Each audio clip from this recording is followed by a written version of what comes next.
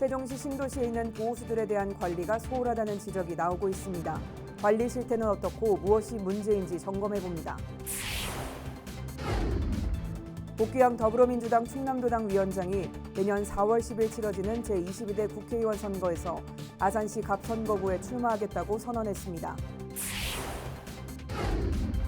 헤어지자는 여자친구에게 흉기를 휘두른 20대 남성에게 1심 법원이 징역 7년을 선고한 사건에 대해 검찰과 피고인 양측 모두 항소했습니다. 시청자 여러분 안녕하십니까? BTV 뉴스입니다. 지난해 화제를 모았던 드라마 이상한 변호사 우영우에서 보호수에 대한 소재가 등장해 주목을 끈 바 있죠. 현재 세종시 신도시에도 보호수로 지정된 나무가 모두 9그루 있는데요. 일부는 관리가 잘 되지 않고 있는 것으로 현장 확인 결과 드러났습니다. 관리 실태는 어떻고 무엇이 문제인지 김우순 기자가 취재했습니다. 세종시 무궁화공원 인근 나란히 선 나무 3그루가 위용을 자랑합니다. 약 190살 먹은 느티나무로 세종시 제7호 보호수로 지정돼 있습니다. 그러나 관리는 엉망입니다. 표지파는 사가 가장자리가 너덜너덜해졌고 접근을 제한하는 안전 펜스조차 없는 것은 물론 나무 사이엔 정체모를 평상과 의자마저 설치돼 있습니다. 행복도시 건설 전 마을 주민들이 쓰던 것들이 그대로 방치돼 있는 것으로 보입니다. 정체모를 이 평상 위를 보면 이렇게 불에 탄 흔적이 남아있는가 하면 평상 모서리 부분이 돌출된 나무 뿌리를 누르고 있기까지 합니다. 전혀 보호 관리가 되지 않고 있는 모습입니다. 인근 월산리에는 또 다른 보호수, 수령 180년 된 팽나무로 주변에 잡목들이 우거져 가까이 접근조차 힘들 뿐더러 바로 옆엔 버려진 불법 건설 폐기물들이 수북이 쌓여 있습니다. 더욱이 이 나무가 보호수임을 알리는 표지판은 찾아보기도 힘듭니다. 지난 7월 보호수 주변에 폐기물 투기 방지를 위해 안내 표지판을 설치하도록 하는 등의 조례가 강화됐지만 전혀 지켜지지 않고 있는 겁니다. 천연기념물 관리도 별반 다르지 않습니다. 지난해 5월 국회 세종의사당 예정지 인근에 있는 수령 600년 이상 된 임난수 은행나무가 행복도시 최초의 국가지정문화재 천연기념물로 지정됐지만 표지판엔 아직도 시기념물로 표기돼 있습니다. 이곳 역시 시민이나 관광객들의 접근은 쉽지 않습니다. 관광객이나 가보고 싶어하는 사람들은 굉장히 힘들거든요. 불교 체험관 쪽으로 가는 또 길이 있는데 거기는 조금 약간 어려워요. 그래서 거기에 대한 정비가 빨리 필요할 것 같은데. 왜 이렇게 관리가 허술할까? 보호수 관리는 기본적으로 자치단체 몫이지만 행복도시에서 아직 세종시로 이관되지 않은 지역의 경우 LH 세종특별본부가 맡고 있는데 서로 떠넘기기와 행정미숙 때문이란 지적이 나옵니다. 세종시와 또 LH 그리고 행복청이 다 연결되어 있으므로 서로 좀 떠미는 경향이 있습니다. 해서 세 기관이 함께 공조해서 좀 더 발전적인 방향으로 보호수 그리고 녹어수를 보호해야 되지 않을까 생각하고 있습니다. 이런 지적이 잇따르자 세종시는 지난 5일 부랴부랴 LH의 합동점검을 요구하는 공문을 보냈고 LH도 추가적인 관리 대책을 계획 중이란 입장을 전했습니다. 지정은 됐지만 정작 보호받지 못하는 보호수들, 관계기관 간 협업에 따른 체계적인 관리 노력이 필요해 보입니다. BTV 뉴스 김우순입니다. 내년 4월 10일 제22대 국회의원 선거를 앞두고 오는 10일부터 예비후보 등록이 시작되는데요. 총선 출마자들의 행보도 본격화되고 있습니다. 아산에서는 복귀왕 더불어민주당 충남도당 위원장이 기자회견을 열고 아산시 갑선거구 출마를 공식화했습니다. 보도에 김장섭 기자입니다. 복귀왕 더불어민주당 충남도당 위원장이 제22대 국회의원 선거 아산시 갑선거구 출마를 선언했습니다. 복 위원장은 이번 총선을 윤석열 정부의 오만과 독선을 막아내고 국정을 바로잡는 선거로 규정하고 위기에 빠진 대한민국과 국민의 삶에 새로운 희망을 만들겠다고 말했습니다. 검찰 권력은 나날이 강화되고 정권은 모든 권력을 동원하여 언론을 탄압하고 길들이기에 혈안입니다. 윤석열 정권 이제 시민의 힘으로 바꿔내야 합니다. 이어 아산시의 교육경비 지원 중단을 언급한 복 위원장은 시정이 독단적 행정으로 비판을 받고 있지만 국민의힘 소속 국회의원은 어떠한 역할도 하지 못하고 있다며 자신이 아산 정치 발전과 협치 중심에 서서 지역 정치의 리더 역할을 하겠다고 말했습니다. 그러면서 시정과 국정, 입법부의 경험을 토대로 아산을 대표하는 새로운 국회의원이 되겠다고 포부를 밝혔습니다. 충분히 준비되었습니다. 예산이 필요하면 예산을, 법 개정이 필요하면 법 개정을 해내겠습니다. 아산 발전을 위해 아산 시민의 자부심을 높이기 위해 젊고 준비된 저 복귀왕에게 이 일을 맡겨주십시오. 한편 복 위원장은 제22대 총선 예비후보 등록이 시작되는 12일 아산시 선관위에 예비후보 등록을 하고 본격적인 선거운동에 돌입할 계획입니다. BTV 뉴스 김장섭입니다. 헤어지자는 여자친구에게 흉기를 휘두른 20대 남성에게 1심 법원이 징역 7년을 선고한 사건에 대해 검찰과 피고인 양측 모두 항소했습니다. 앞서 징역 10년을 구형한 대전지방검찰청 천안지청은 피해자를 살해하려다 미수에 그쳤고 살인의 고의를 부인하고 있어 더욱 무겁게 처벌할 필요가 있다며 항소 이유를 밝혔습니다. 피고인 A씨도 살인의 고의가 없었다며 항소한 것으로 전해졌습니다. A씨는 지난 7월 아산의 한 택시 안에서 이별을 통보한 여자친구를 흉기로 찌른 혐의를 받고 있습니다.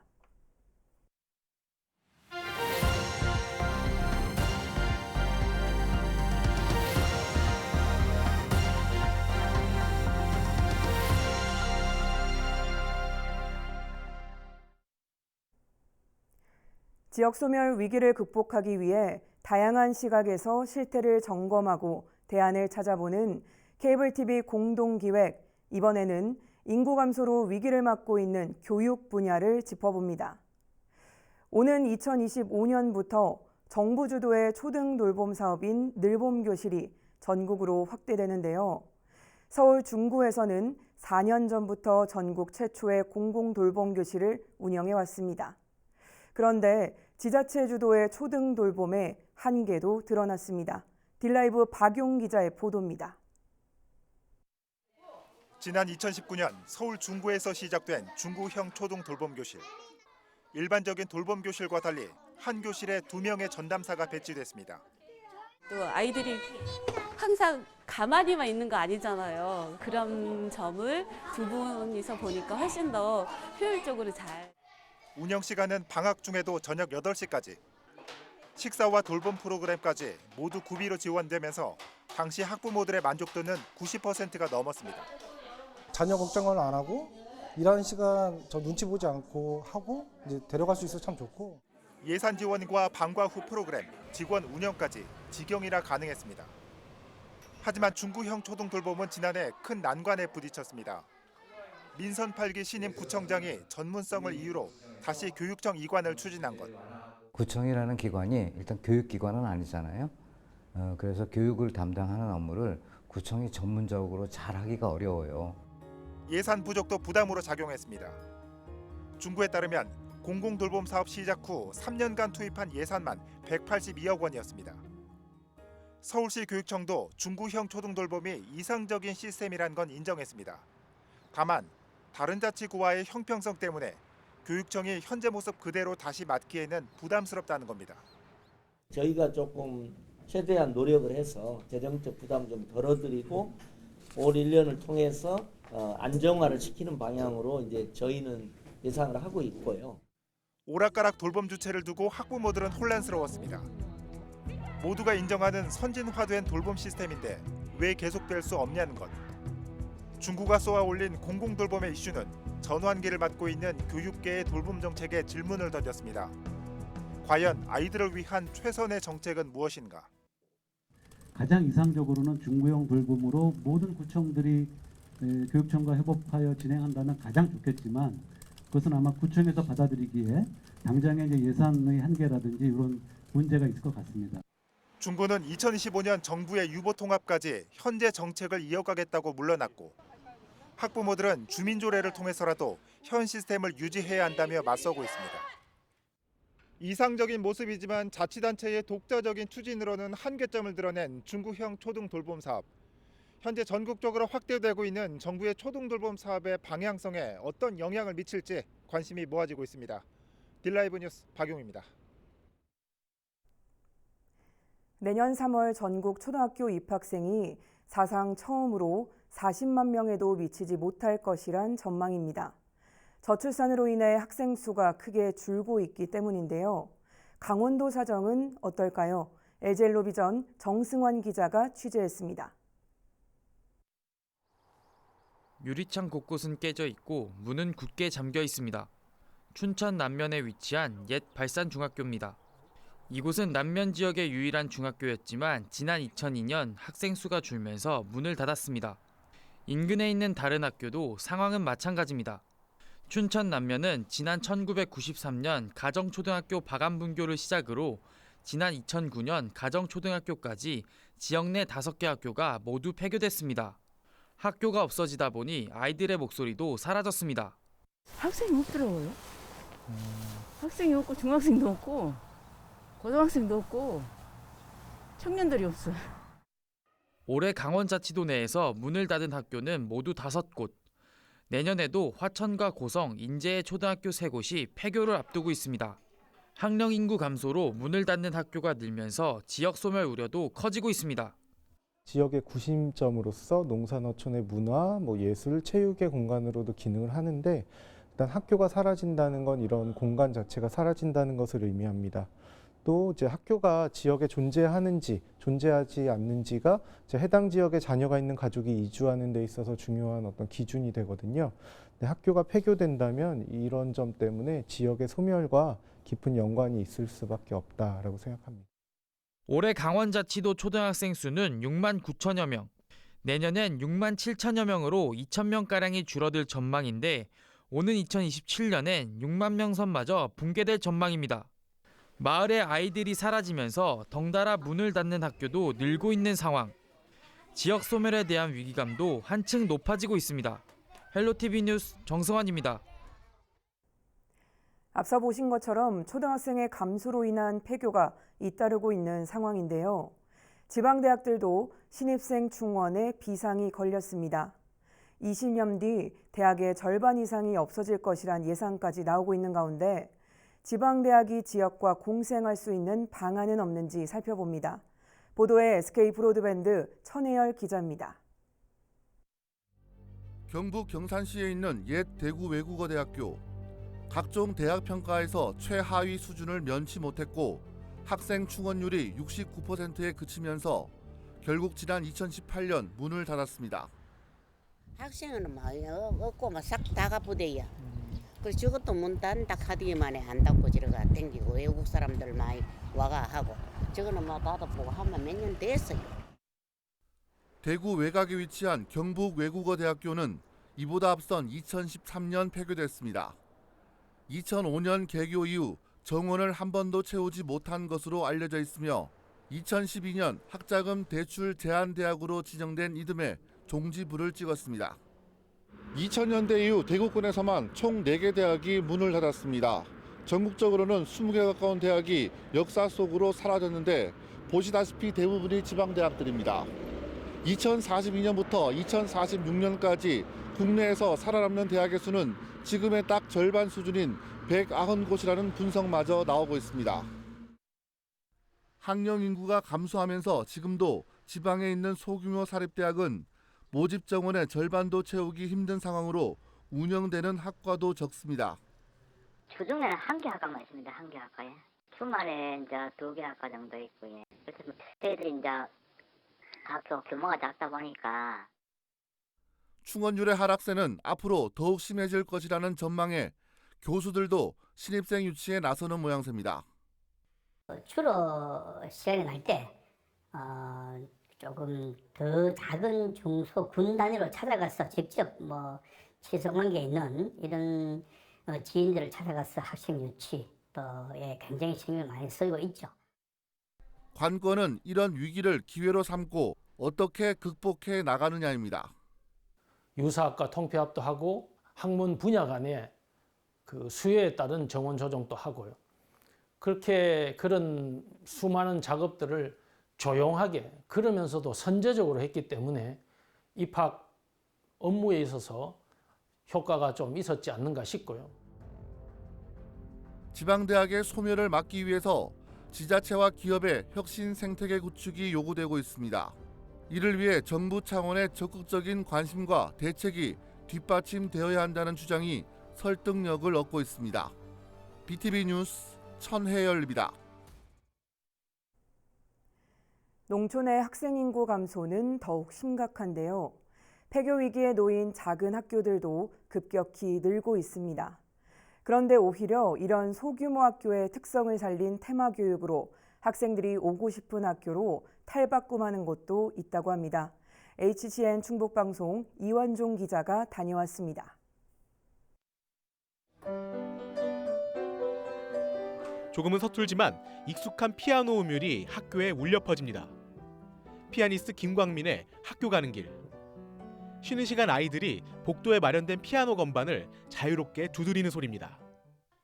또 다른 공간에선 연극 연습이 한창. 학생들이 한데 모여 혼신의 연기를 펼치는데 다소 낯선 모습이지만 아이들에겐 익숙하기만 합니다. 매년마다 예술활동으로 연극했었는데 연극할 때마다 연기하는 게 어렵고 대본 짜는 게 어렵고 그래서 항상 어려웠어서 힘들었었는데 결국 마지막엔 무대에 올라서 잘하는 것 같아서 뿌듯한 적이 많았어요.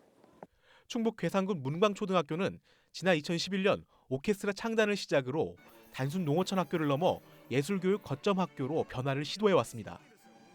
오케스트라뿐만 아니라 연극과 영화 촬영, 로봇 조립 등 학교 교육의 각종 예체능 활동을 접목하면서 올해는 교육부 선정 찾아가고 싶은 농산촌 특색학교로 이름을 올렸습니다.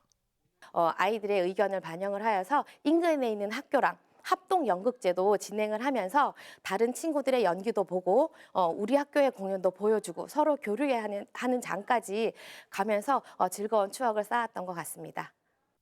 이에 따라 지난해 학생 수 57명으로 작은 학교에 속했던 이 학교는 올해 12명의 신입생을 받으면서 학생 수가 63명까지 늘었습니다. 특히 도내 학생 수 60명이야 작은 학교는 전체 학교 가운데 45%로 농어촌 인구 감소에 따라 매년 늘어나고 있는 상황에서 문광초 사례는 지역 소멸 위기를 벗어날 해법으로 눈길을 끌고 있습니다. 작은 시골 마을 학교 교육에 예술을 접목시킨 괴산 문광초등학교. 아이들의 작은 꿈이 지역 소멸 위기 속 희망이 되고 있습니다. HCN 뉴스 이완종입니다.